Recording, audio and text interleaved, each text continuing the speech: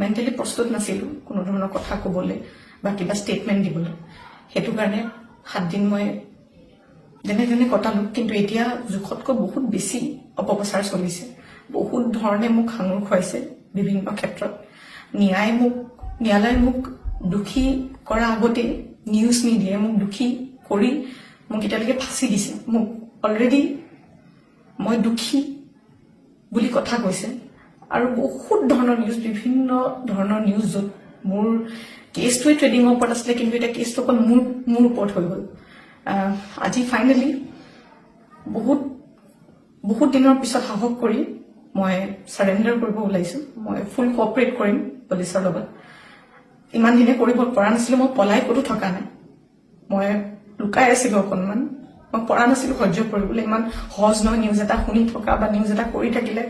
যি মন যায় তাকে কৈ আছে, কোনো ধৰণৰ তথ্য নোহোৱাকৈ কথা কৈ আছে। মই ভাবিছিলোঁ ইমানখিনি কেতিয়াও নিউজ মিডিয়াই নকৰে, ইমান তথ্য নথকাকৈ ইমান নিউজ নবজায়। কিন্তু আজি মিডিয়াৰ ফলত মই আজি দোষী। গোটেই মানুহৰ আগত মোৰ মান সন্মান, মোৰ মা দেউতা, মোৰ পৰিয়ালৰ গোটেইবোৰ উলংঘ হৈছে।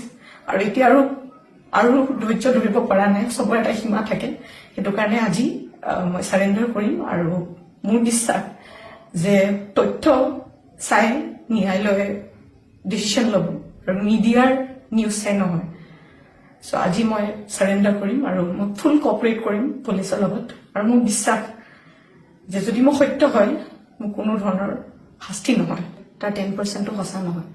আৰু মই ইমান দিনে একো মাত মাতিব পৰা নাই, কাৰণ ইমান হেৰেচমেণ্ট, ইমান মেণ্টেল হেৰেচমেণ্ট, যোনটো কেতিয়াও মই ভাবাই নাছিলোঁ হ'ব বুলি, সেইখিনি মই পাৰ কৰিব লগা হৈছে।